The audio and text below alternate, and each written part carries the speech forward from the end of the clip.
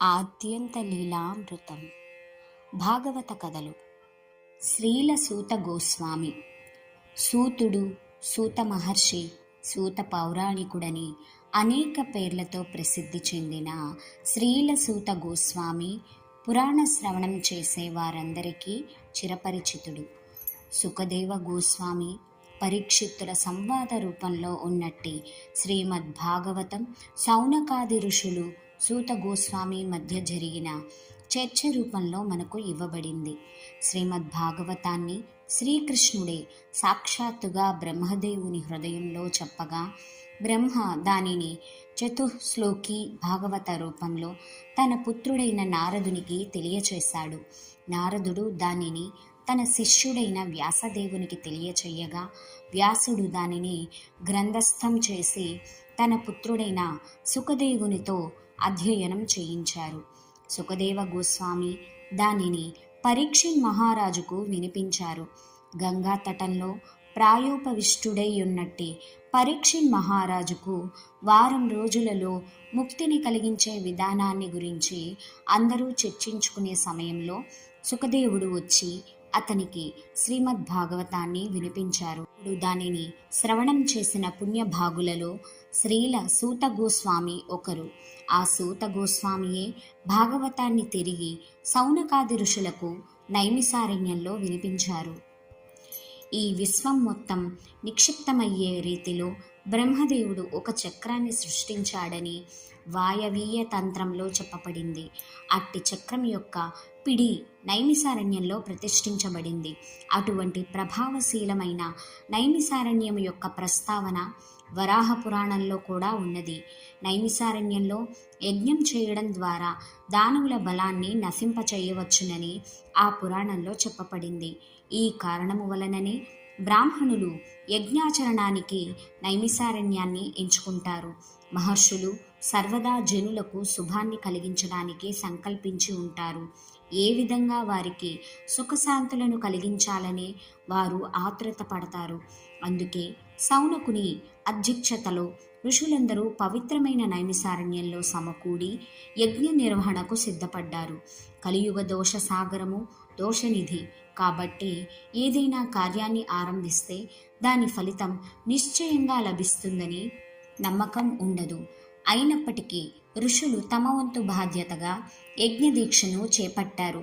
ధూమంతో వారి దేహం కూడా నల్లపడింది. కానీ వారికి నిజమైన పూర్ణ లాభాన్ని చేకూర్చడానికి శ్రీలసూత గోస్వామి అరుదించారు. సూతుని నుండి గోవింద పాద పద్మ మకరందాన్ని పానం చేయడం మొదలుపెట్టగానే వారికి వాస్తవమైన తృప్తి కొనసాగింది. ఒకరోజు ఋషులందరూ యజ్ఞాగ్నిని ప్రజ్వరిల్ల చేసి ప్రాతకాల కర్మలను పూర్తి చేసిన తరువాత శ్రీలసూత గోస్వామికి ఉన్నతాసనాన్ని సమర్పించి భక్తి ప్రపత్తులతో ప్రశ్నించడం మొదలుపెట్టారు. ఆ విధంగా సూత గోస్వామి వ్యాసాసనాన్ని స్వీకరించారు. శ్రీల వ్యాసదేవుడు సర్వజనులకు ధర్మ ప్రబోధకుడు కనుక ఆయన మనస్సు ఎరిగి తద్రీతగా బోధ చేయువాడే నిజమైన వ్యాసప్రతినిధి అవుతాడు. అటువంటి వ్యాసప్రతినిధి 4 విధములైన దోషాలకు అతీతంగా ఉంటాడు. మాంస భక్షణము, మత్తు పదార్థ స్వీకారము, అక్రమ స్త్రీ సంబంధము, జూదము అనునివే 4 ప్రధాన దోషాలు. ఈ 4 నుండి దూరంగా ఉన్నట్టి నిష్కళంక చరిత్రుడే వ్యాసాసనాన్ని అధిష్ఠించడానికి అర్హుడు.